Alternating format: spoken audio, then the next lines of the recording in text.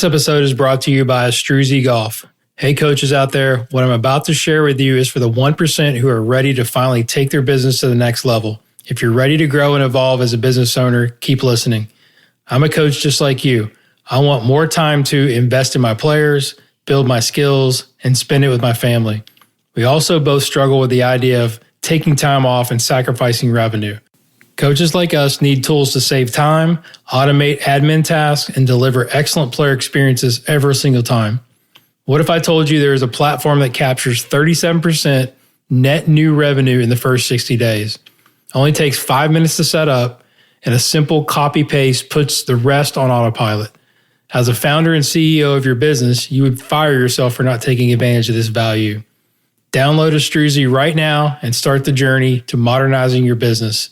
Oh, and when you create your account, don't forget to add an asterisk, that little star thing on your keyboard, to your last name so they know the guru sent you.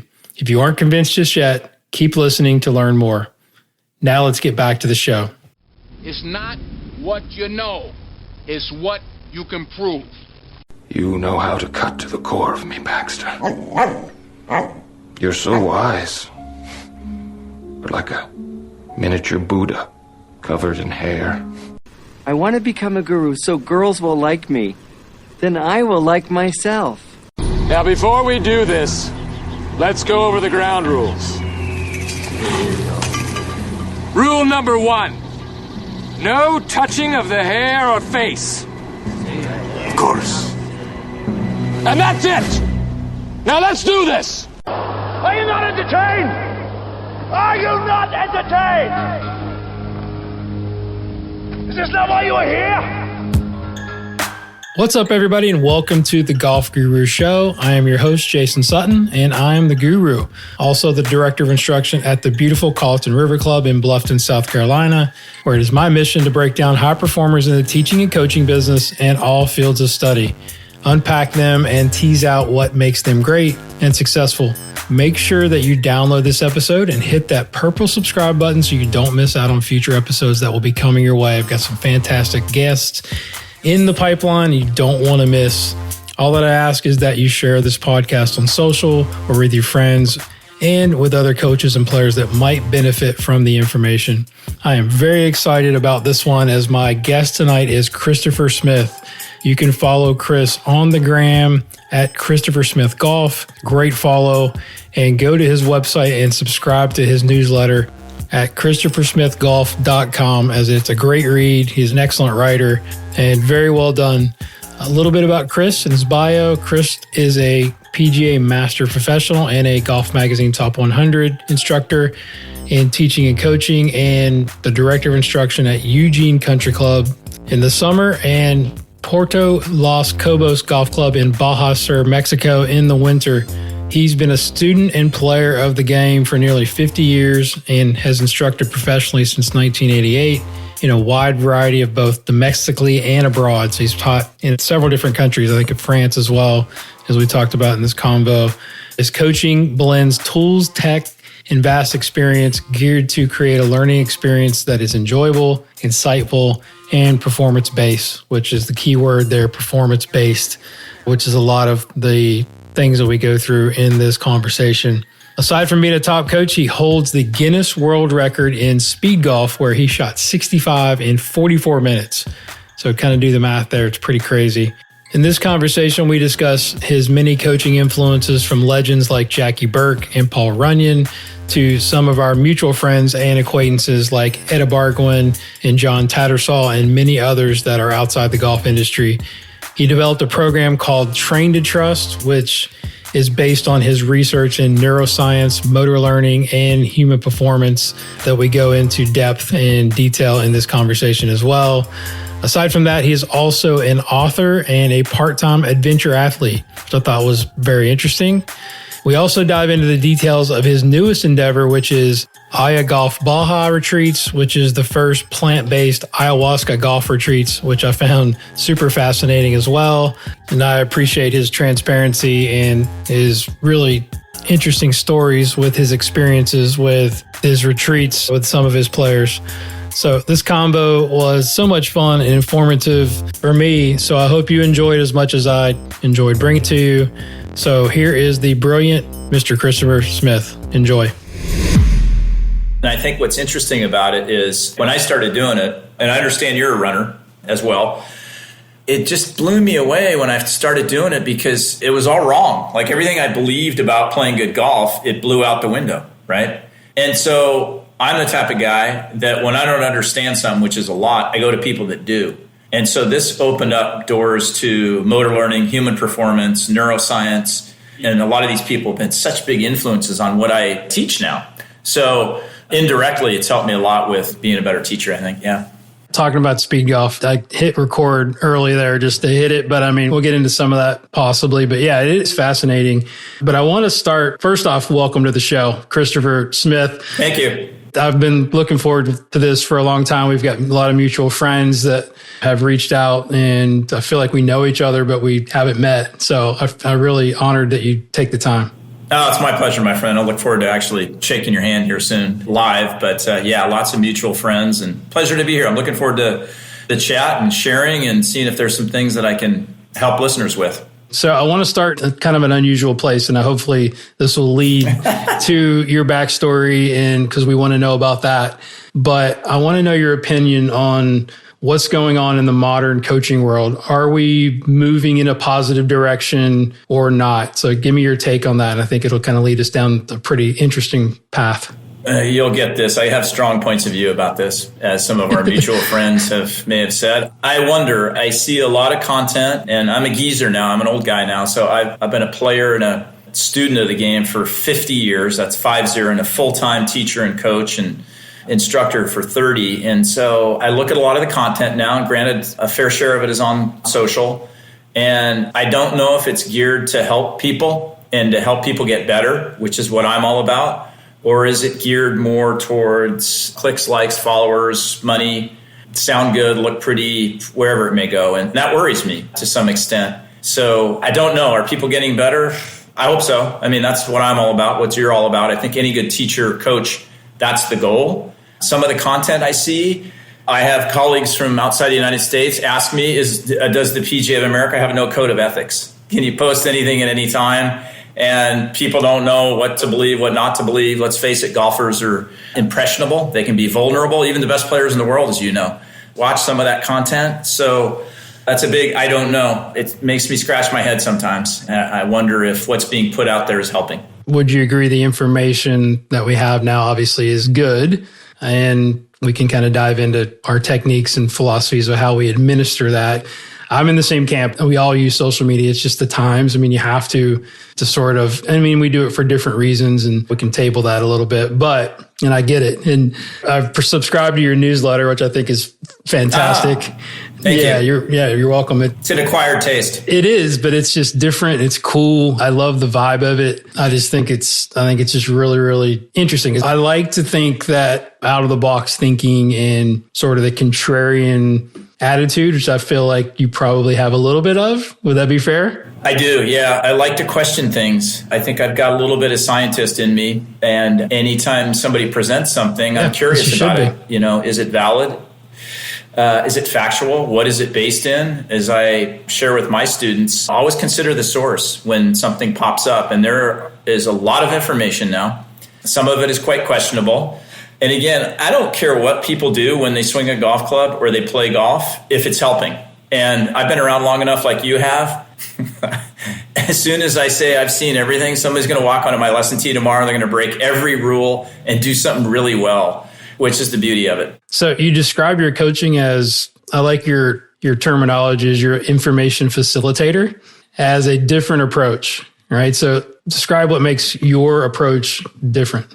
I borrow, and I'll drop some names here, not to drop names, but to give credit where credit is due. I spent a little bit of time with Dr. Mark Bull in the UK, and as he says, everyone is a case study of one. And I love that. And I think it's so easy for us in the instruction world to put people in a bucket, into a model, into a method, whatever it may be, and then have everybody do it that way. So my approach is to take the human being in many different aspects and As you may or may not know, I've dove into a lot of different aspects of the human system, mind, body, brain, spirit, soul, and figure out what's the best way for this person to get better or just enjoy the game. I have a lot of people down here in my winter home at Puerto Los Cabos Golf Club who, believe it or not, they don't really want to get better. And they're okay with that. They enjoy it as is. Would they like to get a little better, perhaps? Yeah, but they're okay where they're at. So I just find it so interesting to see the way different people move, the way they behave, their emotions, and what they want out of the game. It's fascinating.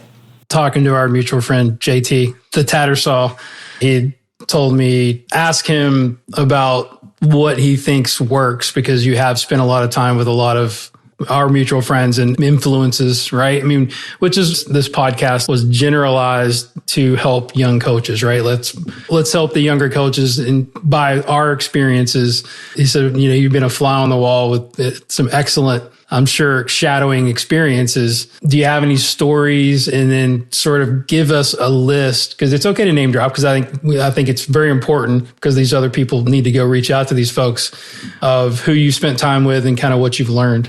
Yeah, well, we need more than our hour here, Jason. We need a year and an hour. Listen, if you don't know my podcast, we can go for hours upon hours. If the content's good, I do not care. And I'm sure it will be. I've had so many influences, and some of them have been off the cuff, just happenstance. But some of the people that helped me when I grew up, But one of the first people that really made a striking influence on me was back in the late 80s when I was just getting into the business and in Southern California, as I became very good friends with Paul Runyon. And that's an old school name. Like, I feel young now all of a sudden. Paul, for those that don't know, Little Poison was his nickname. He won the PGA Championship 1934 and 1938. And the second time he won it is the time they played 36 holes on the final day, and he beat Sam Snead 8 and 7. And Snead said, I saw it, but I couldn't believe it. And Paul was he was such, you can still see some of his old clips on YouTube, where he's actually at either PGA West doing some short game stuff. And I'd forgotten first of all, he was such a gentleman. Second of all, he was so in your face about what to do or not do. And he had very specific preferences as far as putting and chipping mostly. He hit it absolutely nowhere back in the day. So the only way it was out of necessity that he fostered this short game magic. Otherwise, he couldn't compete. And I got to know him in the late 80s, so he was already old then, and he wasn't moving very good. And we played quite a bit of golf together, mostly at Annandale in Pasadena. And I just remember some of those rounds and watching him play. He was such a phenomenal influence. I stayed at his house a few times. I remember I was with a buddy of mine. We walked into his house in Pasadena, and we both had hats on. And as soon as we got through the door, he came up to us. He came up to right about your sternum, not very big. And he goes, "We don't wear hats in my house." Right, so we took them off real quick. It was fascinating. More than anything, it was so cool to actually talk to a guy who had played, and I consider myself a bit of a historian. I'm just curious about it. He had played with the greatest players of all time. He played in the first Masters. He played with Bobby Jones. He played with Walter Hagen. He played with Snead and Nelson and Hogan. And just to be able to talk to him about what they did, how they hit it, what they didn't do, kind of cut through some of what we thought about them, it was just really cool. So he was kind of a short game specialist, right? Because I know he taught a lot of Nicholas when he was in his younger years and so forth. Like, do you remember any technique stuff that he would talk about? That would be interesting. Yeah, big time. So you can still get his book, and the book with the original cover on, or the real cover on. He's got the most outlandish outfit on. He kind of looks like Mo Norman back then. He's got these plaid slacks on and some kind of long sleeve thing was buttoned up to the top. So Paul, interesting, all his stuff was based in physics. And obviously we didn't have the tools back then. And I'd love to get into this a little bit. We have tools now that can measure things that we didn't used to be able to measure. But even back in old Tom Morris's day, those guys understood ground reaction force. They understood aim point. They couldn't measure it, but they knew it was there. So Paul was very much about having an equal-sided approach to both putting and chipping. So if you were to put your hands straight out in front of you, so your palms were facing one another, and then turn them both about 45 degrees up to the sky or the ceiling, that's basically how he wanted your hands on the club. And then that would put both of your arms from, let's say, wrist to elbow also at about 45 degrees. And that's the way he preferred to putt and chip. So he was one of those guys, and it's funny, my mind will float around here, but I had an experience 6 weeks ago with a guy named Brett Rumford, who some of your listeners will know. Many people... Short game magician. If you ask the people in the know, he said, who's got the best short game in the world? And has for the last 10 years. A lot of people would say Rummy. Anyway, back to Runyon. Runyon would say, hey, here's what I want you to do, this and that, and here's why. And then he would do it. He would actually hit putts and chips and pitches and bunker shots that would leave your jaw open. Rummy was the same way. Usually what happens, I would think, I didn't spend any time with Sevi, but you get guys that can kind of do it, but they can't really explain it, how they do it or the physics of it. And then you have people that can explain how to do it and the physics of it and the math and the geometry, but they can't actually do it. Paul could do both, kind of like Rummy could, and completely different techniques. Rumford's actually pretty simple in a lot of ways, and you probably know some of his background. But Paul, and even if you watch some of these old clips on YouTube, they're hilarious because he's chipping it from 80 feet, within a hula hoop every time. Big advocate of using different clubs around the green. His rolling chip method, which we see today as when somebody sets up and has the heel of the club off the ground, that's all Paul. He actually spent a lot of time with Phil Rogers in San Diego. And of course, Phil, when Jack Nicklaus decided that he couldn't get away with, his short game needed to be more than a 14 indexer, he went to Phil. And so a lot of what Phil helped Jack with back in the day was what he picked up from Paul. So it's funny how things get carried down. And, as soon as we think, there's something new there, if you dig in a little bit, it's probably not that new. Sounds like it definitely influenced wedge design too, right? Because, even before, like 15, 20 years ago, before they really started putting some technology into wedges, the tour players were grinding the heels off the wedges because they weren't, they were all like full grinds. So it sounded like he figured it out, like how to sort of get around that heel dragging. He did, and part of it is if you lifted the heel off the ground. And when I met Paul back in the late 80s, early 90s, he was doing a lot of work with Callaway at that time. And I remember his bag, Jason. We'd go to Annandale, and he was older then, so he hit it nowhere. He had woods, hybrids, and wedges. He had no irons. Right? He couldn't hit him anywhere. And he'd use this technique of the 45-degree palms and arms. He'd do that from like 50 yards out. And it was unbelievable to see it and then to sit and talk with him. And again, just a class act and just brilliant around the greens. So some of your more, modern influences, you mentioned Tattersall, obviously, Kevin Kirk is a buddy of mine as well, Chris Como. So talk about some of the influences you've had over the years, just from sort of modern instruction.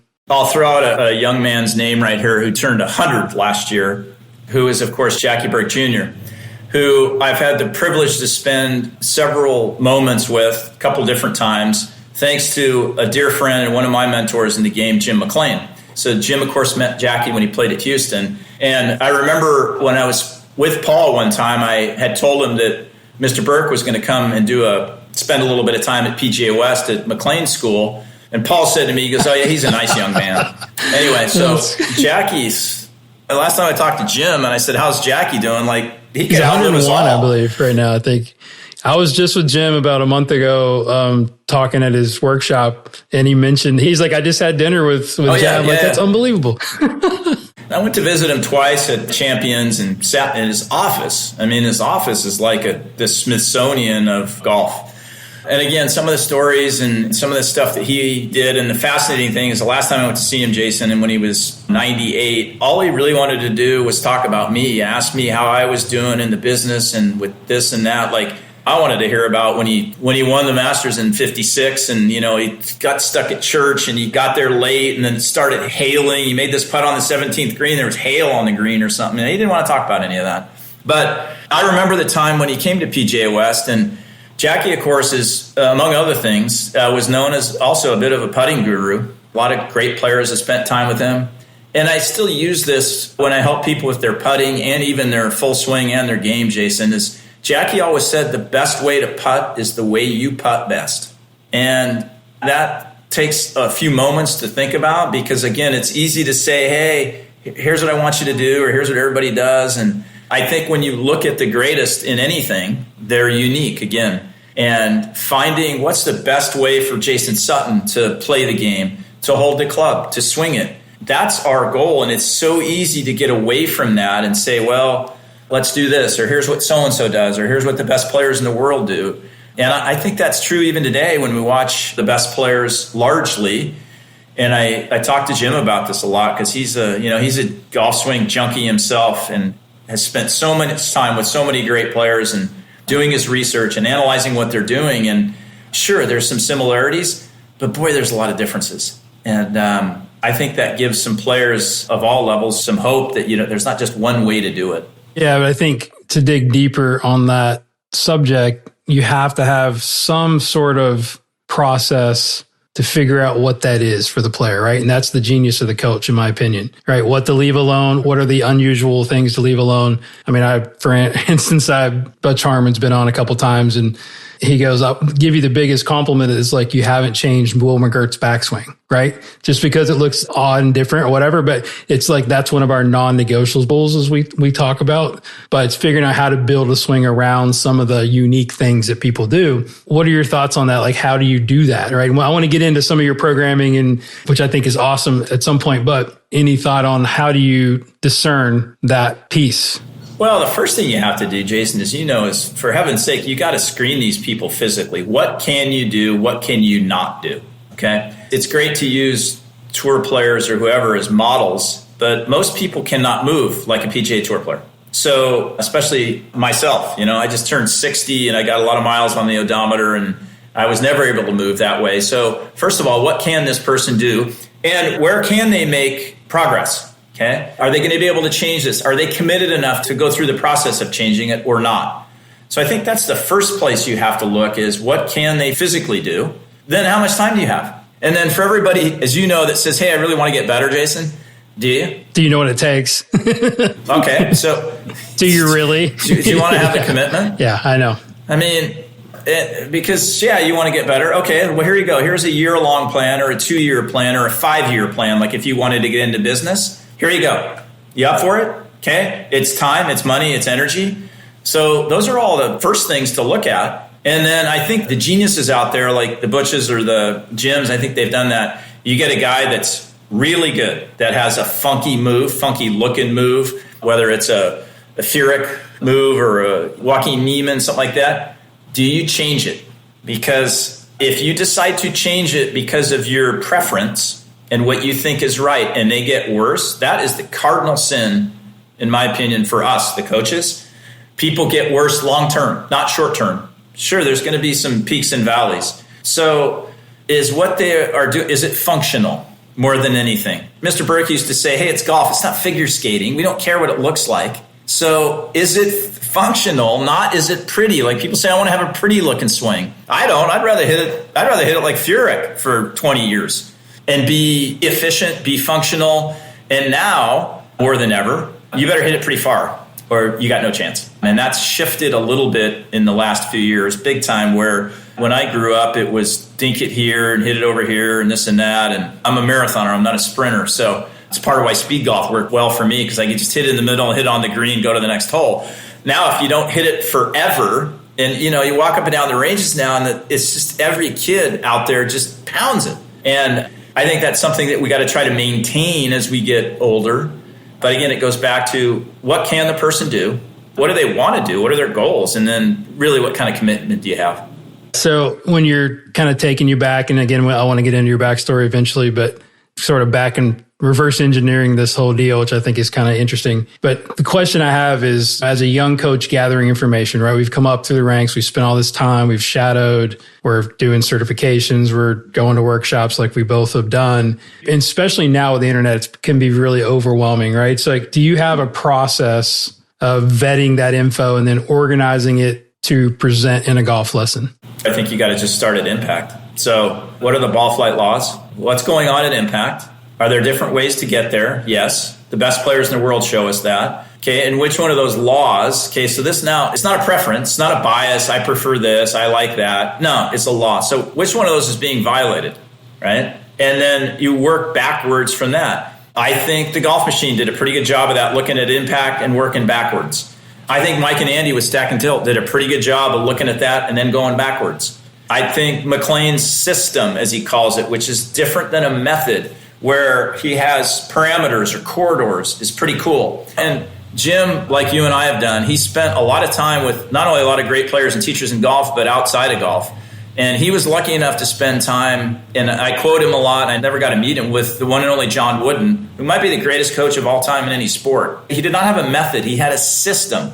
Greg Popovich has a system. And you either plug into that system or you're out. And so there is some space there to do things differently. But for me, the system has to be, let's start from impact backwards, or let's just look at putting. I say, hey, Jason, how's your putting? Blah, blah, blah. I look at your stats. I think that's great. The metrics are super important. Does it need to be any more complicated than how's your green reading? Okay. Can you start the ball on line? And can you manage your speed? If you can do those three things in putting, I would think you would be confident because of those things, and then you'd putt pretty well. Now, if something is lacking in one of those three aspects or more than one of those, we got to figure out why and get to it. So I think it's the same for full swing or for playing the game, right? So the person that, and I've spent a lot of time, I built a program called Train to Trust, which is based in the person that, I mean, every time we do a talk with people, we say, hey, who here can do it on the range, but you can't do it on the golf course? And everybody raises their hand. Well, for me, it's simple. You're not practicing the right thing the right way. If it doesn't transfer, and I'd love to talk about transfer practice, which I learned a lot from Dr. Bob Christina, then why are you practicing at all? If you just want to look good on the range? So those are all big parts of what I offer and I espouse when it comes to, hey, I want to get better. I want to get into that program because I think it's really, really good. And I like the way you progress through the different levels. Before that, take us back to the beginning, right? So talk about where you grew up, a little bit of your backstory, and then how your career path took you to where you are now. So I grew up in Eugene, Oregon, which is the track and field capital of the United States. My parents did not play golf. I started playing, I had a basketball coach that played. He took me out when I was 10 years old, and I watched him play, and I was like, hey, this is pretty cool.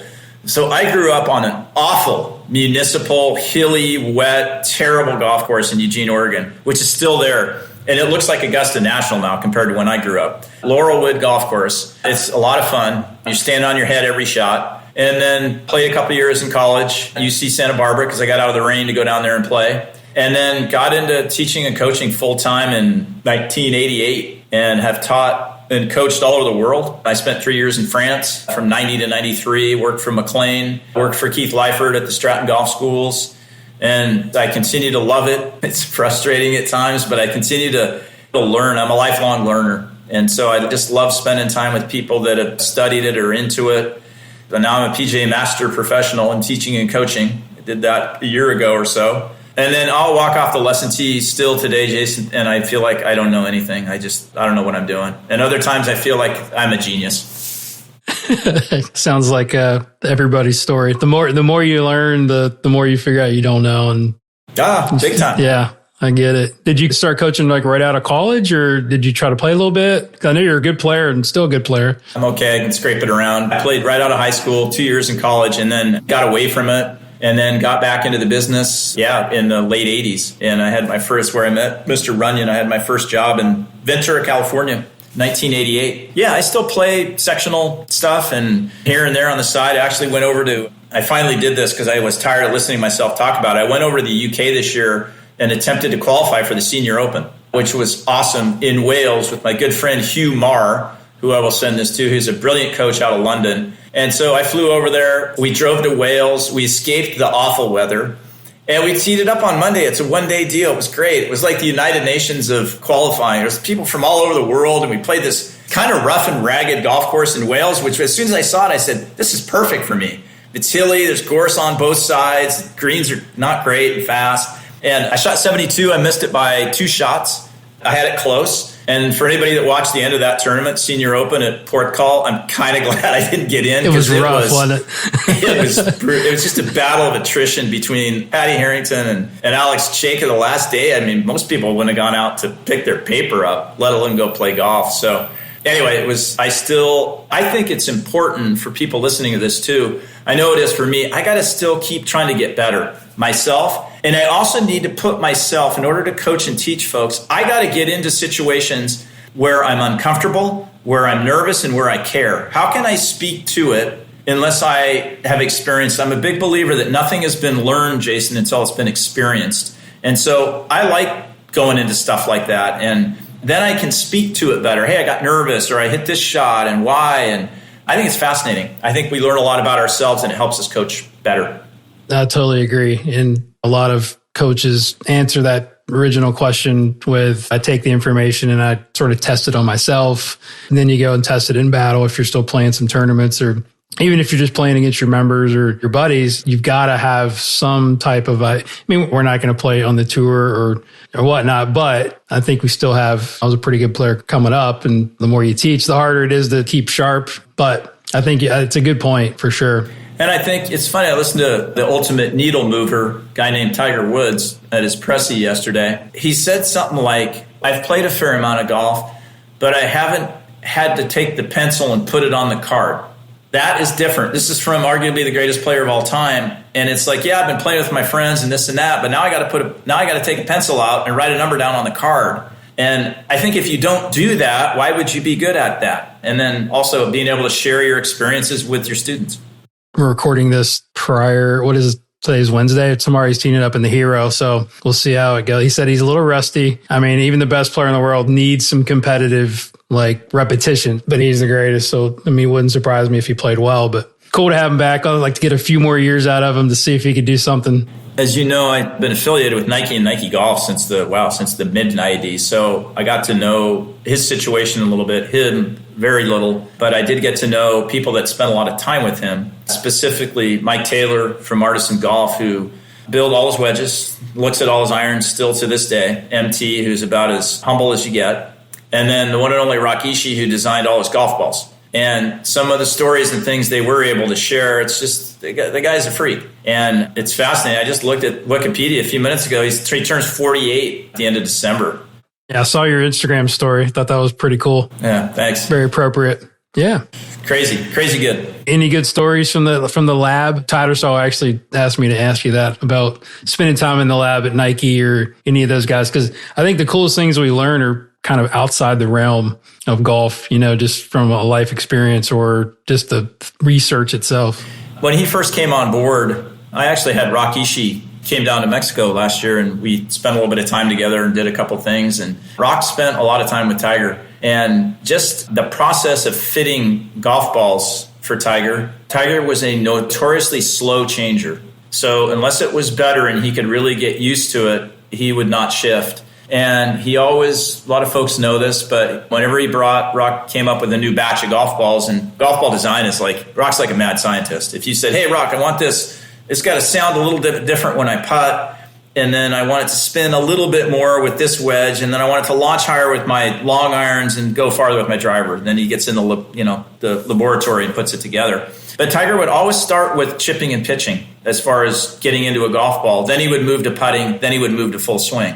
That was his order of preference. The other thing that was fascinating is, and they saw this at the Oven, which was the R&D facility for Nike golf clubs, but Tiger would actually talk to Rock about the sound, and Rock would say, you mean the sound of the ball off the putter face? And Tiger said, no, the sound of the ball on the green. Wow. That's different. So when he came on board, a little Nike Golf history. Nike Golf, I've been with them before they were in the club business and after. They purchased a company called Impact Technologies out of Fort Worth, which was Tom Steitz's company. And Mike Taylor worked for them, as did Cole Slaughter, as did David Franklin, who built all the putters. And so other than Tom, most of those guys are engineers, right? So engineers don't mess around with measuring and numbers. Anyway, so they came on board. They insisted on staying in Texas because they didn't want to come to Beaverton, Oregon, which I kind of don't blame them. But anyway, so they would start to send sample stuff to Tiger to test out. And it turns out you have the ultimate tester. And one of the stories is they sent him a bunch of drivers, 10 or 15 drivers. And Tom called him and said, well, give me some feedback. And Tiger said, I like the one that has more loft. And Tom said, you don't understand. They all have the same amount of loft. They all have 10.5 degrees of loft, whatever. He goes, no, they don't. So they send them back. They get out the measuring tools, and sure enough, one had a 1/4 degree more loft because they thought he was bullshitting them, right? These are engineers, right? So they affectionately started calling him for a while the alien, right? Because he was able to, and you know this with great players and great performers in anything, the level of sensory perception people have. And Tiger, especially with his hands and the sound, is phenomenal. So he was talk about a great guinea pig. And those sorts of stories were kind of a dime a dozen. And even the apparel people, Tiger hated stuff that made too much noise. Like some of the rain stuff, it had to be softened up so that when he moved in it, it wouldn't bother him. So it's cool to see him back. All right. So before we get into your Train to Trust program, which I'm very curious about, you've got to tell me about the ayahuasca retreats in golf schools, because I've listened to, not like an expert by any means, but I listened to a lot of Tim Ferriss and a lot of stuff that, the psychedelics. And one, do you have experience with that? And two, just tell me about how that came about. Being in Mexico, I'm sure had a big influence. Yes, I do have experience with that. I'm going to borrow a little phrase from my man, the late great David Crosby, is for most people, I probably crossed more boundaries than people have thought of. So, which is part of my curiosity, and I'm still vertical, which is cool. So ayahuasca, for people that aren't familiar with it, it's a plant medicine. So it's been around for eons. It combines a very certain root with a plant, and it's put into a brew. And there is then an administrator or facilitator or a shaman that administers it. And really, it's more about the ceremony, Jason, and the intention. So we did the first Aya Golf, and this idea came to me. This is one of my brilliant ideas that often are not marketable. But I met two people here in the Baja region that people think of Cabo as Cabo San Lucas, which is the party town on the tip of the peninsula, but it's a rather large area now. And these folks, very experienced in ayahuasca, know nothing about golf, which was great. And I thought, this would be a great thing for golfers, because more than anything, it's a purifying sort of experience. It helps you be better with yourself, if you will, Jason. We all know that, what's our worst enemy on the golf course? Us. The self-talk, the belittling, the demeaning verbiage that we use inside and outside. So I thought it would be a great combination. So I convinced them. We came together last May. We have another retreat coming up in December, the week before Christmas. It's very small. It's very intimate. It combines a little bit of golf with 3 different ayahuasca ceremonies. And yes, I take part in these. My initial idea was I'll bring people in and then I'll do the golf part and you do the ceremonies. And the 2 people that facilitate these said, no, we need you to be part of it, to be with your students in that energy. So have you done that before that you put this together? I had. Yeah, I did it probably 7-8 years ago outside of Portland, Oregon, where I lived at the time. I was the lead instructor at Pumpkin Ridge Golf Club for almost 20 years. And so I had experienced it. But what was fascinating for me is as we went through these ceremonies, Jason, how many golf-like things kept popping up with what people had experienced and what their fears were and what happened. And I found too, even myself, it's so important to have an intention. So this is not a joyride. Like people, if you're just coming here to blast off for a few hours, it's not what it's all about. It's very strong medicine. It's incredibly helpful in many aspects, not just golf. And the handful of people, these are small groups. We maxed it out last year at 5. They've seen some interesting progress on the golf course. Not so much with technical golf swing aspects, not yet. Emotional probably stuff. Huge.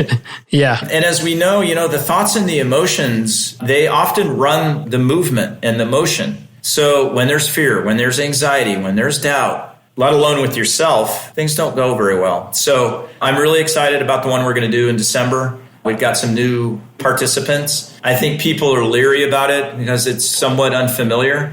I will tell you this, and this is like a round of golf. Every experience is different. I was going to ask you, have you had different experiences every time you take it? And what have you found about yourself? I don't dig too deep on whatever you're willing to share, but I just think it's fascinating every time I hear somebody talk about, because Tim's been very transparent about, he's had depression issues, and not that you have that. I'm just saying, I'm very interested in the whole process of it. It's fascinating. The first time I did it, and normally for when you first take the medicine, it's recommended that you have 3 different ceremonies. So they're often at night. We actually did a couple day ceremonies in May because you'll process different pieces in the different ceremonies. I've seen, so you're in a group, so you're in a comfortable area. And so the energy is there for the group, but you'll notice what's going on with other people. right? It's kind of like when you're playing around in golf. It's like I see this guy over there and he's a head case and somebody else is doing whatever. So the experiences, I find it to be a very gentle medicine, which a lot of people are surprised at. I have ingested things in my life, but you could do the same thing if you took a couple shots of tequila and you'd feel like, wow, that hit me like a Mike Tyson punch. The medicine, the brew itself comes on very slowly. People have completely different experiences with it. It tends to be a purger, Jason. So you'll go to the bathroom, you might lose your insides. There's a relatively strict diet that is recommended before the ayahuasca ceremonies that is highly suggested. And then it can be anything from really powerful and hallucinogenic, which freaks people out, to a lullaby. Like for me, the music and the ceremony, there's a lot of singing and music that goes on. And for me, it's always been a very therapeutic lullaby sort of situation. Have I had experiences that are different because of my altered state? There's basically a certain amount of DMT in the plant medicine. For sure. I will share this with the group. The one we did in May, this fascinated me. So I had my students in there, and there's a bit of a download before and after, and people come up to the podium where the shamans and the facilitators are, and I'd say, hey, Jason, what is your intention for today? What do you want out of the ceremony? Just kind of like if I said, hey, you're going to go play tomorrow. What do you want? Okay, I don't want to hear, I want to play good. Like, what do you want? You want to shoot 65? You want to step on that guy's, whatever. Okay, so my intention the first day was for my students to have a pleasurable experience. Okay, nothing for me, nothing about me at all. So we get up and you kind of come up and everybody drinks the brew. Some people, I like bitter, sour stuff, so I think it's great. And you take a dose, and usually somewhere, Jason, between 30 and 45 minutes, you'll start to feel some effects. Most of my experience with these sorts of medicines is all of your senses get heightened. Sight, hearing, smell, and feel. It's awesome. Like, I don't know, maybe that's the way Tiger feels all the time. He's just like so, yeah, he's just super aware. Aware more than, you normally would be.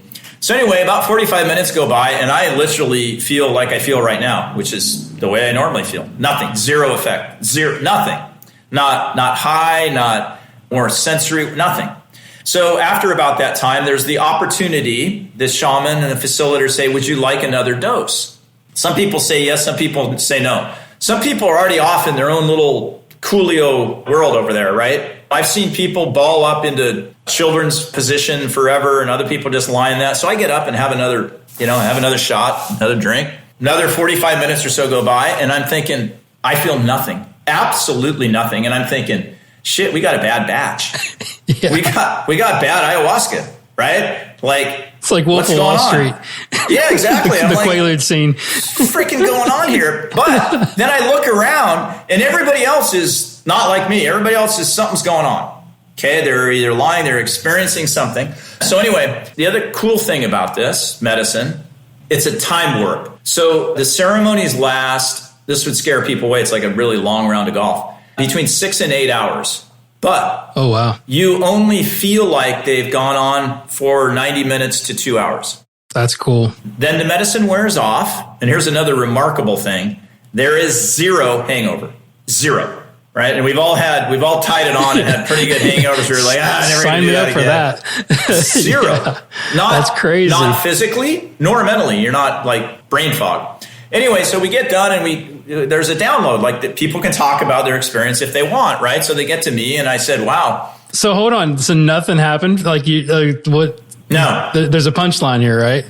Well, there's a learning offering is what there is. So we go around, everybody's like, some of the people I'm like, are you kidding me? And they had these things like they went to Disneyland, So they get to me and I said, really, I was worried that this was a rotten batch of ayahuasca because I really did not have any effect with it. And the facilitator said to me, Christopher, what was your intention? And I said, my intention was for my students to have a good experience. And they said, exactly. You did not put an intention for yourself. And the one facilitator said to me, you could have had 10 cups of this. It wouldn't have done anything to you. So the powerful insane thing there for me is with any shot we hit, sorry to use I kept butting in the ceremony, like here's a golf metaphor. If you do not have a clear intention, okay, and some people visualize, some people don't, but what do you want? What do you want out of this shot? What do you want out of this round? What do you want out of this year? Nothing will happen. It starts with the intention. So the next night, the next ceremony, as we went ahead of time, I basically said to all my students, I said, I'm out, you guys. You're on your own. I got stuff to figure out. And it was a completely different experience, Jason. I had the same amount of the medicine. So can you share your intent? My intention was to come to some more clarity on some of old family issues, of ancestral pieces. And things came up. I had some pretty intense, I wouldn't call them visitations, but where there were some things that were made more clear to me that was very therapeutic. So it was nothing like the first one because I shifted my intention. And that is so important when we're playing golf, on every shot, every round, whatever it may be. So I learned a lesson, and I shared that with my students. And it's too easy to absolutely, get over a shot and just say, oh, I'm going to, whatever, intentionless with no attention. That's a bad cocktail. That's so cool. Because that's one of my favorite words I use in putting, I use in full swing, whatever, is everything follows intent. Like, what are you doing? Like, what are you committing to? If not, it's hit and hope, right? Big time.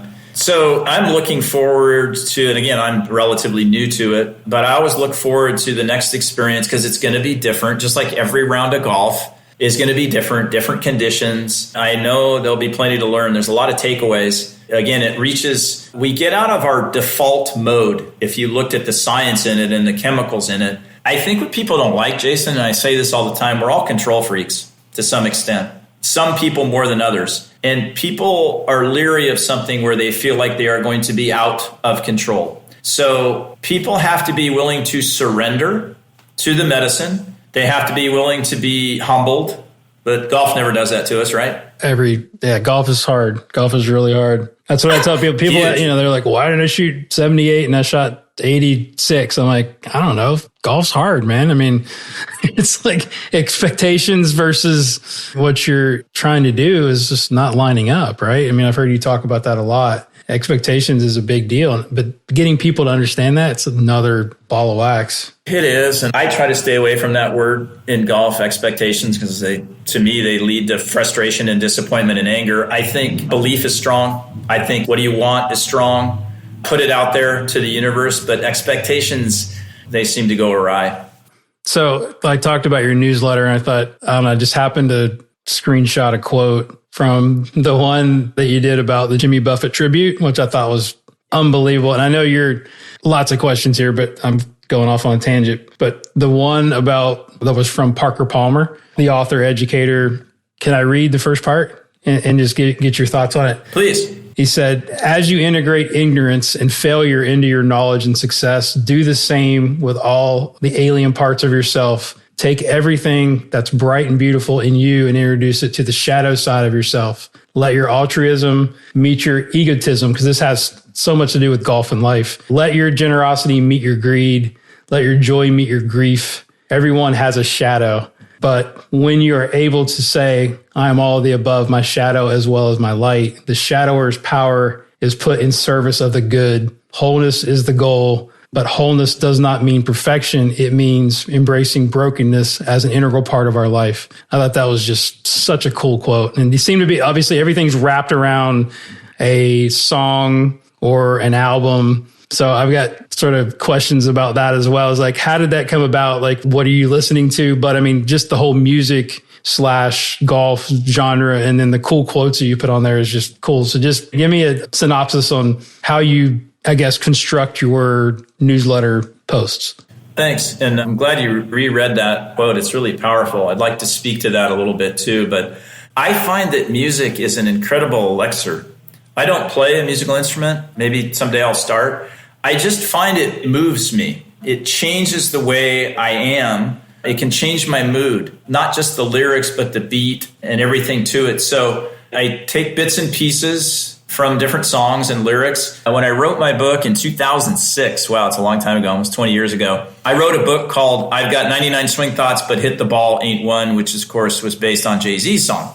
And myself and Steve Eubanks, who wrote the book with me, we used a lot of music references in there. And so I just find it to be an incredibly powerful tool to motivate, to inspire, and to have people kind of take a step back and say, hey, wait a minute, what's going on? So it's funny, when I listen to certain music now, a lot of my stuff's from the 80s and 90s or whatever, I think, wow, I can spin that into something that can help people with their golf. That's what it's for, the verbiage, the lyrics. So it's a pleasure for me. I've written those newsletters for almost 10 years now. People ask me all the time, Jason, do you write those? And it's like, of course I write them. Who else would write them? Because a lot of people don't like to write. They're not very good writers, right? We all have different gifts and talents. I love writing. I would sit and write one of those every day if I had the time, and I will make more time.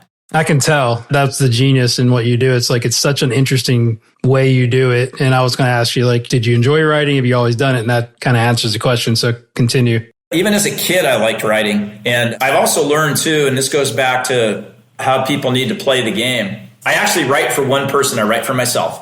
And if others like it, great. And if they don't, that's fine too. So I think when you start trying to write for other people, you're in trouble. And I think sometimes if you start trying to swing like other people, you could be in trouble. I'd love to swing like Tiger or whomever or whatever. That may not work for me. So the writing part, I'm passionate about. I certainly get into a flow zone state when I'm writing. Some of the stuff, I have a basic idea, like I've got one brewing. I've got tons brewing for tomorrow. And then I'll have an initial idea, and then other things will come to me. Again, kind of like a round of golf where you're like, hey, I'm going to do this and that. And then you adjust and adapt and accept what's going on. So it's something that, again, it doesn't float everybody's boat, and I don't really care. That Parker quote, it hit me. One of my biggest influences on, let's call it the mental game, is Dr. Debbie Cruz out of Arizona State in Phoenix. She's a phenomenal one. She's one of my heroes. Mostly, she's incredibly bright. She's a research scientist, so her stuff's based in science. I actually talked to her a couple hours ago. But she is one of the kindest, most generous, and humble people I've ever met. So we have collaborated on different things together. She's way above my pay grade in certain things. But we've talked a lot about different people, sub-personalities that we become on the golf course and during a round of golf, right? And a lot of people will poo-poo this and they'll think split personalities, which we think of Sybil or, bipolar people, schizophrenic people. But I want all the listeners to think about this. Like, think about what happens to you during a round of golf and the emotions and maybe who you become as you play a round of golf, right? And I've done this exercise in lectures before and presentations where it's like, all right, everybody, describe to me some of the things that happen to you when you play a round of golf. Give them descriptors, like who are you, right? And then give them names, right? And usually people will come up with 6, 7, 8, 9 different people, okay? These are sub-personalities, and it's okay, everybody. We all have them. The guy that gets road rage is cruising along mellow, and somebody cuts him off, and then he turns into Charles Manson and wants to go kill him, right? Just like that. Like, just split second. So, of course, I did it to myself. I used to be a pouter. I'm a perfectionist at times. I'm a joker at times. So all these pieces are part of us, and then we identify with them. And we say, hey, there's a Mr. Angry part of me, or there's a Miss Scaredy Cat, like who hasn't been, or there's a nervous Nelly. You can give them funny names, any kind of names, whatever you want. But here's what's important, Jason. They're all there. They're there all the time. And we have to embrace them and accept them. They're not bad. They are there for a reason. So like that shadow side that was mentioned in the quote, anger, for example, good or bad, I think it's a phenomenal emotion as long as you can channel it in the right direction. Any emotion that gives you energy is powerful and good. Any emotion that sucks energy away from you, it's like an energy vampire. Your head goes down, you start walking slower, woe is me. Those need to be eliminated, and they need to go sit in the corner. And we can choose at any time, Jason, which ones of these we want to come out and play. Actually, Dr. Cruz and I put an article together called Who's Going to Come Out and Play? And what's cool with her stuff, Jason, is we can see these different sub-personalities on brain maps and EEGs. It's fascinating. This episode of the Golf Guru Show is brought to you by our new partners, Astruzi. Listen up, coaches. What I'm about to share is different than what you've come to expect from the Guru. Normally, I'm the one asking the perfect questions to tease out the secrets, tips, and lessons learned from the best and brightest in our industry has to offer. This time around, I want to share some perspective. You're a business owner, right? You're a solopreneur. You're the founder, CEO, admin, sales, and marketing department. Like you, I often daydream about a world where these no longer consume our valuable time and energy. All of this takes us away from high value time in the lab developing our players. If some days you feel like Bill Murray from Groundhog Day and your business is slowly sending you into an early grave, well, thankfully, I can say from personal experience, relief is only 5 minutes away. And I know you have 5 minutes. Coaches, if you have a Gmail account, an iPhone or an iPad, have your own LLC, constantly switch between 4 to 5 different services to run your business, charge at least $70 per lesson, or deliver at least 15 hours of lessons per week, then pay close attention because I'm talking directly to you. Estruzi is a business management platform where you finally offload all those wasted hours in admin tasks and get back to doing what we love, coaching your players, nerding out on ball flight laws, and about a million other things you would prefer more. If your business would benefit from 37% net new revenue, Estruzi is for you. If you struggle to build accountability with your players and dream of staggering 71.4% swing analysis viewer rate, Estruzi is for you. If you want a platform that protects and amplifies the decades of experience instead of allowing players to window shop 5 different coaches only to choose the cheapest one or the cheapest option, Estruzi is for you. If you have no idea where to begin, Estruzi is for you. I personally have an account and can vouch for the value that Estruzi delivers. The download link is in the show notes, or head to estruzi.com to download the app. When you create your account, don't forget to add an asterisk to your last name so they know that the guru sent you. Go to estruzi.com today. I call that the alter ego too, right? It's like I use this a lot with my junior golfers. So I've got a few that are pretty good. And I'll ask them like, what do you think you look like when you're playing your best, right? And I'll even give them nicknames, which I think helps a lot of times with their self-awareness, right? It's like I give them alter egos and I give them nicknames. And then we have like you said, the shadow has a nickname as well, which is the bad part of whatever. But I think it's just like you said, it's making them aware because, young, kids are not typically that adept in like channeling their emotions, right? So no, it's a lot of Tony Robbins stuff that I've learned along the ways as well. I think that's fascinating. What I got out of the quote there too was, the fear of failure, I think, has been lost, especially in our youth and then even a lot of our students, right? It's like, and we'll go into your training part because I think it's fascinating. I've done a lot of work with like Ian Highfield with Game Like Training and, it's stuff that like when people are hitting bad shots or struggling or frustrated, like it's difficult to let them know that they're actually learning something very powerful, right? I mean, it's frustrating for us as coaches because it's like we're sitting there trying to pour it into them. Like this is good. I know you don't see it right now, but you're actually, learning something that's going to help you in the future. Yeah, I thought the quote was fantastic. And the second part, it talked about the quote from Socrates is living an examined life. There was a lot of other stuff in that. So I applaud you for your writing, and I can tell you're passionate about it. That's so cool. Thank you. Yeah, it's a labor of love, which I think golf is for most of us as well. Yeah, and the music side, again, I just find myself, it's incredibly therapeutic. It can be motivational. The different parts of self is something that's, again, I think it kind of freaks people out. It's like, oh, that's not me. I'm this guy or that guy. And then, I mean, you've seen this. Think about, like, I see things on the golf course. It's like, maybe you help somebody on the lesson tee or whatever, and somebody comes out on the golf course. You're like, wow, who's that person? Yeah, totally crazy. Changed. Yeah. And again, it's easy to poo-poo it and say, no, that's bad. That guy, that person shouldn't come out. I don't necessarily agree with that. I think get to know them, get to know your dark and your light, and then understand they're there to serve you.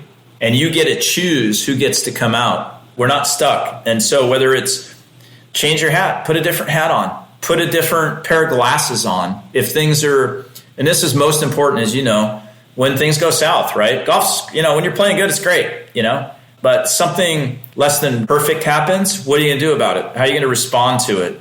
One of the things that's involved in my Train to Trust, I sent this to someone the other day, actually to Brett McCabe, back to my hometown, and the track and field program. The head coach there for years was a guy named Bill Bowerman, who was also the co-founder of Nike, along with Phil Knight. In fact, Knight ran for Bowerman. A lot of people don't know that. He was a very mediocre miler at the University of Oregon, Phil Knight was. I saw just 10 days ago at the Oregon State game. Football game. Anyway, Bowerman did not like to be called coach. He did not like that title. He asked people to refer to him as the professor of competitive response, which I freaking love. And he was a live wire. Like he was like you and I. Like he was going to try. All he wanted was for his runners and his athletes to get better. So he wasn't afraid to go out on a limb, but he wanted to see how would they respond in a competitive environment. And I don't think we do a good enough job as coaches and teachers in, for all the good things we do. Like, I want somebody who's competitive, and I want somebody who has a competitive response when it's time to go and play. And you know this, when it's time to go and play, you better, and Tiger's certainly like this, and Noda's like this too, you better be ready to step on somebody's throat when you go to play. Now, when you walk off the 18th green, you shake the hands, and then we probably need more compassion and kindness in the world. To go to an Alice Cooper song, no more Mr. Nice Guy. And I've had to say that to a lot of students, even female students, like, you're a really nice person. And that doesn't mean you have to be not cool to play with. But when you go and compete on the golf course, the nice guy doesn't win at all, ever. So... yeah, it's a lot of, I'm a movie guy, but I love music too, but I'm an old school rap guy. There's a lot of people that listen to the show. Me and Foley have that in common, but I'm a movie guy. So I watch a lot of movies, and I watch a lot of comedy and stuff. And so I have a lot of what they call callbacks during my lessons, where I'll bring up a movie quote, right? Like probably like you do with lyrics. So I think that's super cool. All right. So let's get into your Train to Trust program, because I think the flow of it's excellent. And we can kind of go down the list. And my main curiosity is like how you train your players under pressure, how you put pressure on players, right? Because I think that's one of the most difficult things that we have as coaches is even coming close to simulating competition, right? So your first is context and specificity, which we could call that intention. But so if you want to run down, you can. I got them up here on my screen, however you want to do it, but start with the beginning and then sort of take us through the evolution. Yeah, so Train to Trust was a program that I put together several years ago, and it's based in, again, my own curiosity about why do some people perform under pressure when it matters and others don't. And so this became another labor of love where I went out, Jason, and I gleaned information from some of the top neuroscientists, human performance people, motor learning specialists, and then my own guinea pigging in speed golf. Like, what did I do to help me perform better and set the Guinness World Record years ago? And I put it all together, and I came up with the Train to Trust program. I broke them down into tenets. These are like the building blocks, a little bit like Wooden's, pyramid of success, so that if these are followed, then not only will a lot of the practice transfer, but you will perform better under pressure. So the first one is Dr. Christina, who, again, is one of my mentors and dear friends. And that is a scientific principle called context specificity, which you want to have a few beers and say that 3 times in a row really fast, you go. And so basically what it states is the more, and this is not golf specific, the more whatever it is you're doing looks, smells, tastes, and feels like what the activity is going to be, the more it transfers, period. Right? So this is too bad Tattersall's not here right now, because we'd go back and forth so hard on this. So this is the opposite of block or bulk practice. Okay? There is a time and a place. Every time I present this, I tell people there is a time and a place for block practice, bulk practice. Same lie, same deal. Something new. You're learning a new skill, a new motor program. Got it. I just feel like we've overdone that, and we need more context specificity. Why would you be good at something you've never actually done, in that context? So I still feel like even the best players in the world, if they added a bit more context specificity into their practice, it would transfer and they'd perform better under the gun. Suvorov principle, and this is where I can't even probably say that properly, but training harder than we play. So I'm not much of a historian, but I came across this guy. You have to be careful now with the state of the world right now. So Alexander Suvorov was a Russian general who never lost a battle. So he made Napoleon look like a 13 handicapper, right? And he had very specific protocols. And one of them was easy training, hard battle. Hard training, easy battle. golf is one of the only sports I know where the practice is easier than the actual game. It's all backwards. Then we get thrown into the battle, right? And it's way harder than the practice. I use, Bobby Knight just passed. There's another great coach. His 1976 NCAA championship team that had Kent Besson, Scott May on it, they went 32-0. Those guys said they couldn't wait for the games to start because Knight killed them in the practice. Absolutely killed them, right? They couldn't wait for, it's a game. It's like easier than the practice. I can attest to that. I went to Bobby Knight basketball camp when I was 15, and I'd been to like 3 or 4 other ones, and it was brutal. Sloan, if I hear Sloan screen one more time, I mean, we were running to the gym and then playing and then running back. It was unbelievable. So continue, sir. Yeah. So no, it's great. And so that's the gist of it is I think there are times and places, not always, where we have to make the practice harder than the play. So for example, speed golf's a perfect example. So I played hundreds of rounds of golf with a handful of clubs running in between shots. Do you think that helped me with my traditional golf? Damn right it did. Big time. Right? So now all of a sudden I have 14 clubs. My heart rate's not elevated. I got a range finder. This is like gravy. This is easy. Yeah. So, and you don't have to go to those extremes. We've all done this, play with a handful of clubs, do something that makes it harder instead of making it easier. I have a lot of my good junior players who are, playing it up another level now, a little Sevy action, get in a bunker, get it out with a 5-iron. Okay. Or an 8-iron at first. Okay. And then I give you a sandwich. How is it now? Oh my gosh, it's easy. Yeah. I like it. So that would be Alexander Suvorov. Yeah. So then you go, rest, obviously recovery is important. Feedback, which I think is one of the things that like the feedback loop, right? We talk a lot about that. Like talk about the importance of feedback from your players and how does that look? Well, I think for anybody, without consistent, competent feedback, how do you get better at anything? I just don't think you can. And when I see people that are not getting better, this is not, the best players in the world or top players, but it's just, let's average, like the members at my club here at Eugene Country Club. Are you getting consistent, competent feedback? The answer is usually no. A, it's not consistent. No, I take one lesson a year. And B, it's not competent. They're getting it from their 29 handicap playing partners. Yeah. Back to the rest thing real quick. And I had an interesting conversation with my good friend Kevin Kirk and your friend about this. And it's something that we're seeing more and more now. And this was a huge Bowerman principle. So if you were sick or injured and you were one of Bill Bowerman's athletes and he caught you outside doing anything, he would kick you off the team immediately.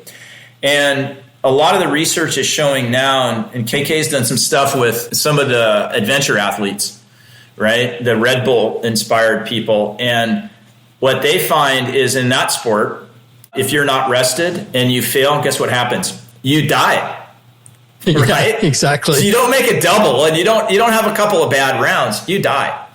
So there is an optimum amount of cognitive engagement per day that most people have. And after that, you need to go chill. It is not going to help your performance to do more. Now, I'm a chronic overdoer, marathon runner, go, more is better. No, it's not. So that rest piece, and I think we see this more and more now, Jason, at the highest levels of the game. If you're not rested, you will not perform better and you will get injured. So people think, they're lazy or they're this or they're that. No, there's a time where you need to cut it off, get out. Arguably the greatest sprinter of all time, Usain Bolt, was a notorious awful practicer, lazy.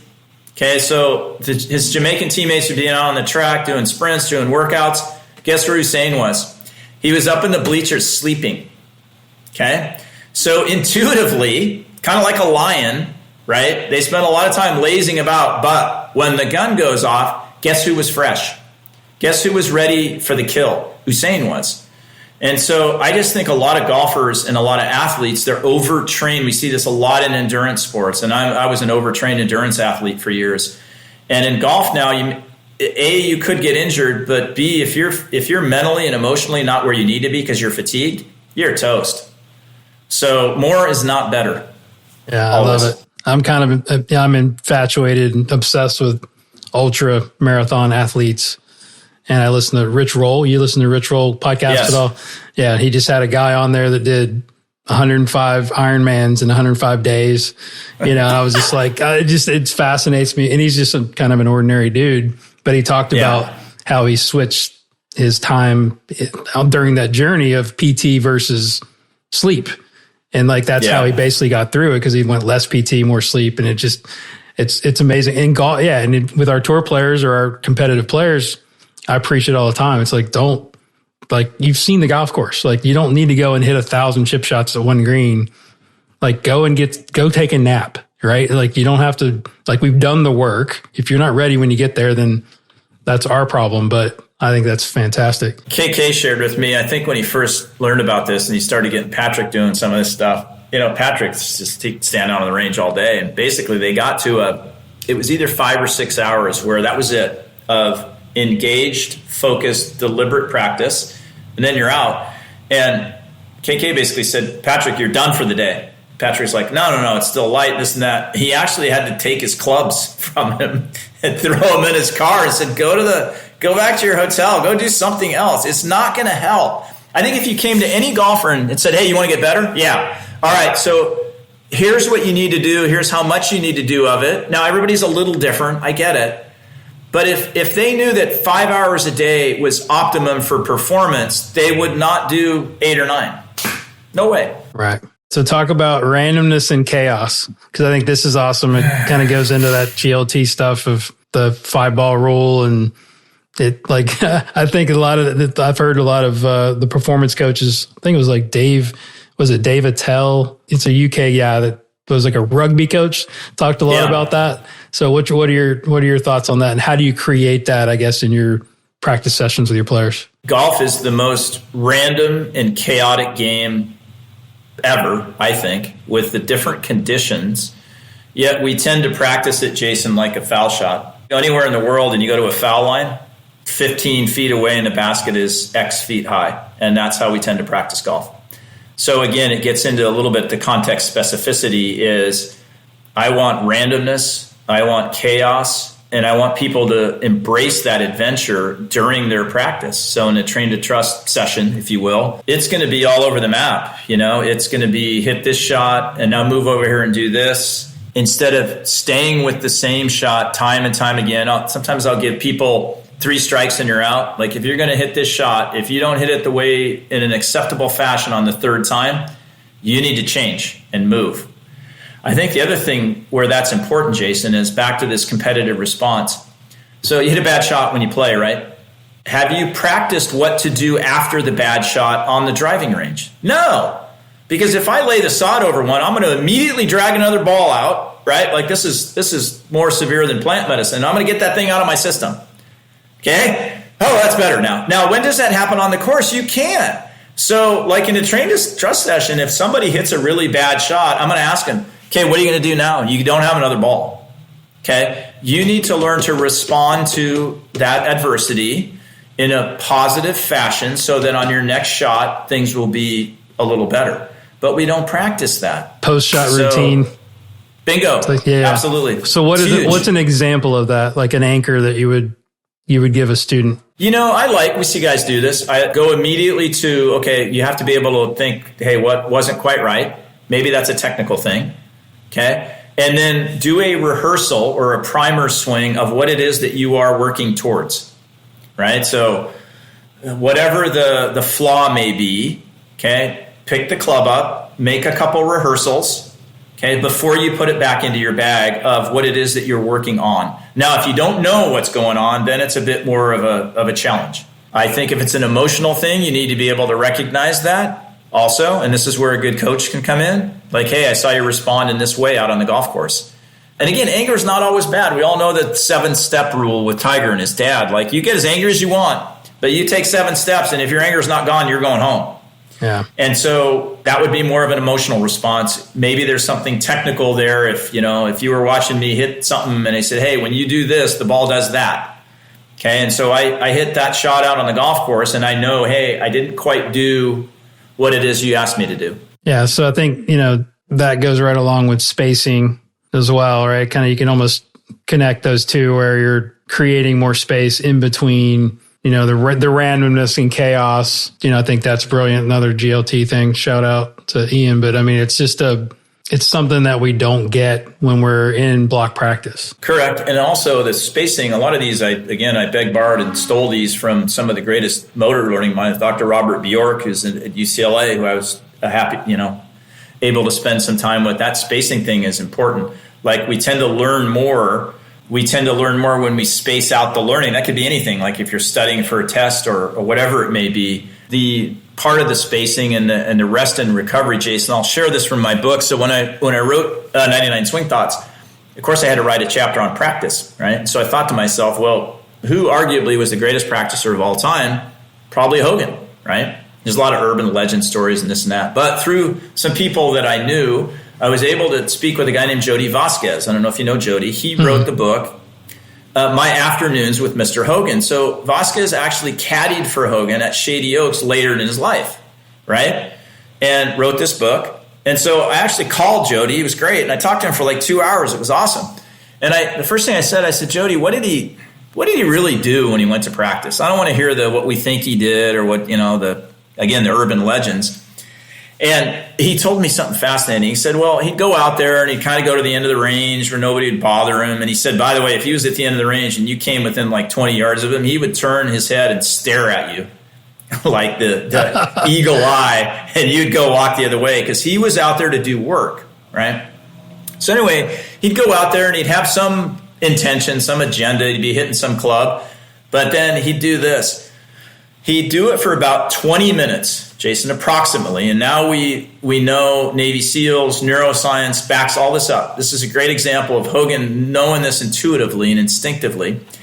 He'd hit for about 20 minutes. Then he'd walk over to his bag and lean on his bag and smoke a couple cigarettes, right? Spacing. He would take a pause. He would take a break and just kind of think about what he was doing. He wouldn't make any swings, right? Then he'd walk back over. Another 20 minutes or so of whatever he was working on. Then he'd go back to the bag and smoke, right? So now we know that ideally the cognitive engagement is about 20 minutes for people. Then you need to take a break or a pause for about 5 minutes and think about what it is you just did. It's digesting and processing and assimilating what it is, whatever it is you're trying to learn, right? As opposed to doing it for, let's say, an hour straight, right? So that was Hogan's protocol for practicing. And now if you have not been, but I guess if you go to do a Navy SEALs training, it's exactly what they'll do. You'll do something really intense for about 20 minutes. Then you get a 5-minute break to think about it. Yeah, I love that. I mean, I do that in my lessons, sometimes unintentionally, where you just, you start chatting it up a little bit, ask, how's family doing, what's going on? And then, because learning doesn't happen until you can walk away from it and then come back and actually remember it or remember the feel, in my opinion, which I think is great, which comes with the movie quotes and the story, having some stories and stuff, which I call the EQ part of what we do. So yes, super I love cool. that. And, myself as well, like sometimes that's the hardest thing I get students to do in a lesson or train to trust. I say, all right, Jason, the next 5 minutes, you're not going to do anything. Okay, I want you to ponder. I want you to reflect on what you just did. You can't swing. You can't move. It's really hard for people to do that because they think they're wasting time. Right. Hey, I could be hitting more balls. Yeah, I'm paying you for an hour, buddy. Like, what are we doing? Like, they don't understand the learning process is part of that. I'll tell them to walk around the room. Like, if they hit a couple bad shots and they get frustrated, I'm like, okay, walk around the room a couple times. What do you mean? I'm like, this is called spacing. And then finally, if they finally get it after a while, like, okay, reset, and then let's come back and think about what you're doing. A good way to get people to understand that is we think about back in the day when you crammed for a test, okay? So you stay up all night, you got the test the next day, okay, you cram all this, you go in and you pass the test, right? Where's that information a couple days later? It's gone. You don't retain it. At least 75% of it, right? It's gone. It's gone. Yeah. Right? And so for golf, like I ask people, do you want whatever you're learning, do you want it to last and transfer or not? Or do you want to look good on the range right now? Dr. Mark Guadagnoli is one of my friends and mentors at UNLV. Brilliant. Practice to Learn, Play to Win. It was a book that he wrote years ago. right? So this is a multiple choice question that I present a lot and ask people, okay, A, you want to look good on the range now, or B, you want to look good on the course later? You choose. You can't have both. There's no C. Okay, so you want to get into a groove and look good on the range right now, that's fine, but it's not going to transfer to the golf course and it's not going to last. Yeah, I love it. Ego versus mastery. Bingo. I think that was Gio Valiante. Absolutely. Yeah, I love that. It's like getting people to appreciate, functional golf shots and what actually comprise of a score is challenging for sure. What are some games, like maybe on-course games or strategies that you do to apply pressure to your students? Because the last part of your train to trust is consequence. So I use money a lot. So I'm interested. I'm interested to hear, like, what do you like to do? Share some of your favorite games and tactics on the course. Yeah. So folks want to learn about this, they can go to that Train to Trust page on my website. And on that number 12, I believe, which is consequence, there is a phenomenal video of the one and only Evel Knievel jumping at Caesar's Palace in 1971. Now, I'm going to warn everybody right now, if you're squeamish, don't watch this video because it's brutal. Talk about failure. Consequence is huge, and it's all consequence based when we play, Jason, and there's not enough of it when we practice. So, quick Evil story. I grew up with his nephews, and they were all kind of radical kids. He grew up in Butte, Montana. Anyway, there's a great, you can find his interview before he passed. Evil played a lot of golf before he passed away. A lot of people don't know that.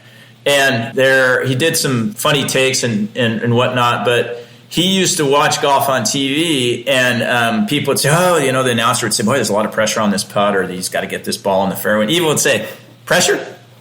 You want to know about pressure? Like, if I failed, I could die, right? If I fell off that motorcycle, I could die. And he said the other thing, these guys aren't even playing for their own money. What are they nervous about?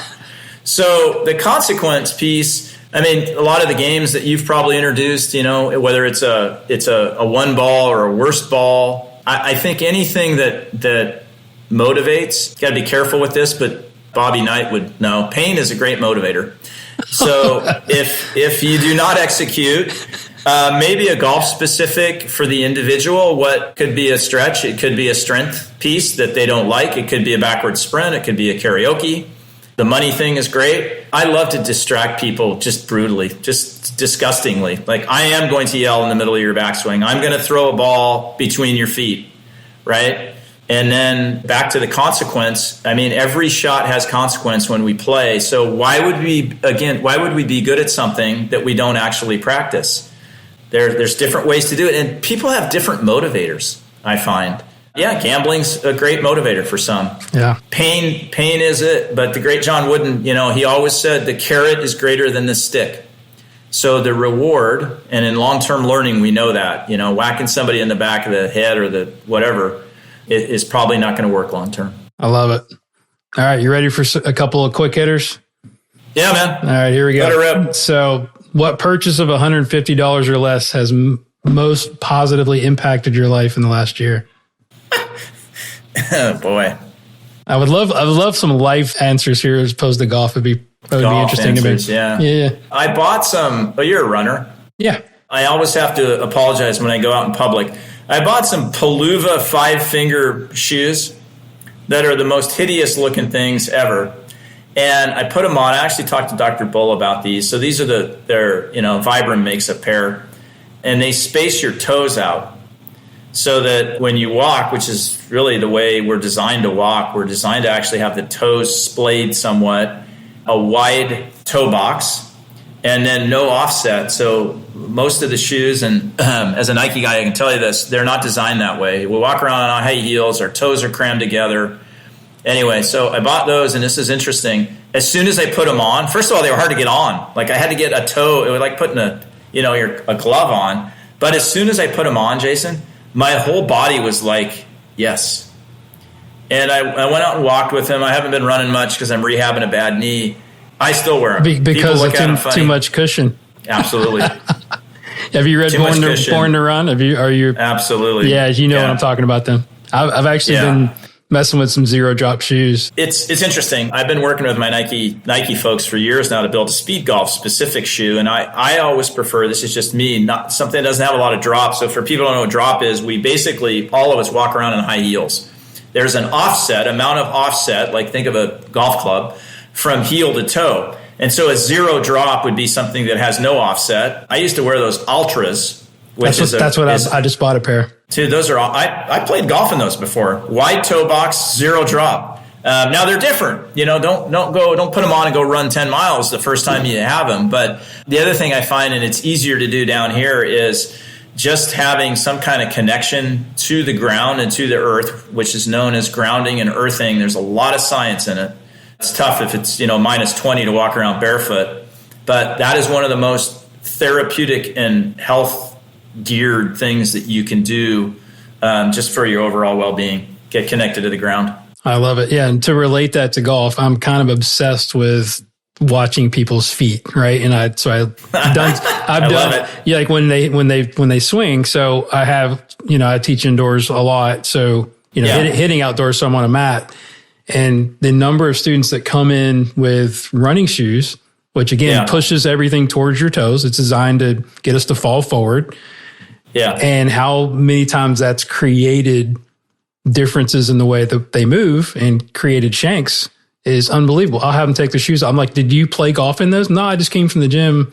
Doesn't matter. Yes, it does. Yeah. Yes, it does. I did a lot of testing with FootJoy when they were doing the shoe fitting stuff, and like get rid of the DNAs, get rid of the Audi Barrows or whatever there was for Adidas. I mean, there's so, if you don't have stability, you're going to move differently. So it's like, I mean, it's the same way with running, but it's fascinating. Well, I think also, Jason, as you know, there's a huge opportunity for custom shoe fitting for golfers. 100%. It's also, people will go to get club fit and they'll wear shoes that they don't play golf in.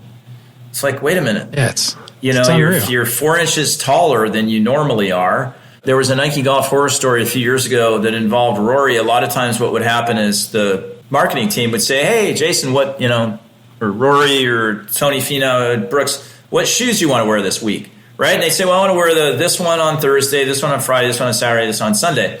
Different last. The last is the base of the shoe, right? And so Rory wore a different shoe Friday than he did Saturday. They measured, technically his lie angle was 2 degrees different because of the footwear he had on. Well, that's not cool, right? So it's kind of like we used to say with, hey, find a mattress that you like and buy, 5 of them. Find footwear that is functional for you. Yeah, it's got to look okay. That helps you swing better. As you know, Jason, that there is a huge piece to that. Foot stability and ankle mobility, folks, it's kind of important, right? So find something that helps you swing better. Then also, are you a walker or a rider? Because, and this is something I preached with Nike Golf for years. So people that walk, guess how much time you spend in an 18-hole round of golf, you're not running, walking and standing, and guess how much time you spend swinging? Well, the percentage is pretty high walking and standing, right? So find something that you can walk and stand in and that you can still swing in. But it's overlooked big time, I agree. 100%. Yeah, it's like what we've learned from Dr. Bull, which is eyesight, or what we see, definitely affects how we move, right? So one of the questions that I continually asked after working with Dr. Bull for a long time is, what's your vision like? What are you actually seeing? How is your gaze? And they're like, oh, nobody's ever asked me that. I've got an eye problem I've got some semi-blind. I've got 3 or 4 people that have very, very limited vision. Talking about challenging, right? So we've got to hit some other senses and, create some different opportunities for them to tap into those things. But man, I tell you what, it's a big, big thing. Just the questions that we ask can definitely affect how well our ability to help our players. Big time. I didn't know you knew Dr. Bull that well. He is. I could talk to him every day. Unbelievable. Yeah, he's been on the show twice. Like both episodes are just off the chain. And Doctors For, I don't know if you heard of the program that they're putting together. I'll put another shout out to Doctors For. They're doing it again in February in Orlando. But they had 4 PhDs, Dr. Kwan, Dr. Bull, and Dr. K, and now Dr. McLaughlin are going to do another seminar, which is probably one of the best seminars I've been to in the last 10 years. Wow, good to know. Thank you. Yeah. So when you feel overwhelmed or unfocused or kind of lost your focus temporarily, what do you do? What questions do you ask yourself? First thing I'll do is start to move. I will go for a walk somewhere. The brain works a lot differently when we're in movement, and we've lost that because we sit so much. I will ask, what do I have control over and what do I not? I will stress over things like most of us, and I'll step back and it's like, you know what? I have absolutely no control over that whatsoever. So why am I wasting my precious energy and time on something that I cannot control? And I'm sure we both do this with our players. Like, hey, when you get ready to go and play, what can you control? And it's a word. What can you manage? I don't like the word control. I think we need to be in charge, not in control. And what do you not? So stop wasting your energy on things that you cannot control. I went to play in Wales, so would I go over there with shorts and a T-shirt? No, because I can't control the weather. So I guess that's what I would do, is I would start to move. I'm a lot better when I'm out in nature, as you may have read in some of my newsletters. I think we tend to forget this. The golf course is a park. I call it the golf park. I like that. And it's funny, you go anywhere in the world, Jason, and the biggest cities in the world, I was in London for a few days, there's parks. People go to parks, trees, nature, grass. That's what a golf course is. And sometimes we get so sucked into the game and what we're trying to do that, like, hold on a second, take a step back. You're in a giant park. It's really cool. You could be stuck in a cubicle. You could be stuck in an office. So I think a lot clearer and I think a lot better when I'm outside. I'm sure that was running for you as well as myself. It's like we're always in a better mood after a long run or after a good workout. There's no question. I've gotten into more walking than running, but just the endorphins that are released too, running, and some of the things that come to me as well, just being outside, being back in touch with nature. I'm lucky here because I walk around barefoot when I don't have my ugly 5-finger shoes on. I love it. That's so cool. How has a failure or a roadblock in your life set you up for later success? Do you have a story to share? All right, so I'll go back to a blast here and be a little vulnerable here. So my first ayahuasca ceremony that taught me a lot about some things. The second night, my body failed me. So my body's been important to me, like everybody, especially running, playing speed golf, whatnot. Anyway, so back to this ceremony, and I decided I'd have another dose that night. And after that dose, I needed to step outside. This was in a kind of a yurt style thing, and there was quite a few people in there. So I walked outside. It was a beautiful evening. This was up the Columbia River Gorge, east of Portland. I was headed to the restroom, and I took one step, and I basically could not move anymore. Wow. I had to sit down. I had overdone it. Something greater than me was like, you're not going anywhere. Okay. So I literally had to sit down on the step, and I was a little shaky, and there were some people that came out. I was going to say, did the shaman come out and... The shaman did not, because some other folks did, okay. And they're like, are you okay? And I was like, yeah, I just need to sit here for a minute. And, my takeaway there, Jason, as far as a failure is, again, more is not always better. And overdoing things, which is one of my middle names, not necessarily going to get me to where I want to be. So that was one of the few times where it's like, if I wanted to literally walk to the restroom, I could not walk. My body had failed. And then I felt fine afterwards. So just one example that kind of ties back to what we talked about a few minutes ago. No, thanks for sharing that. That's so cool. It's so appropriate for life and golf, I think. All right, last one. If you had a gigantic billboard anywhere with anything on it, metaphorically speaking, to get a message out to the world, billions of people. I've changed this question to now you can get a group text out to the universe. What would be your message and why? I have a lot of inspirations. I have a lot of spirit guides that are past writers and people that I go back to. So I'm going to borrow one from a fellow that I met a few years ago by the name of Laird Hamilton. So I am not a surfer. Laird is arguably the greatest big wave surfer of all time.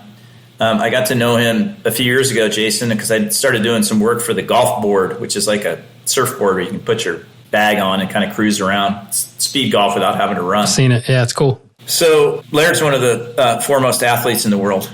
He's unbelievable, but he would always say, go fast and take chances. I would. So I love it. I'm going to leave that. And I just, maybe it's the, I hit 6-0 last year, Jason. I just feel like our time's really limited. 100%. I don't know. I just went to the doctor last month. I did a bunch of tests. It looks like I'm going to live for another day. but it could end at any time. And I just feel like I want to make the most of it because it's quick, and you get one go around. And so whether it's with your golf or your life, it's precious, and make the best of it while you can. Most things won't happen. This one will. We're all going to go. Make use of this precious time while you have it. Very well said, my man. Very, very appropriately way to close.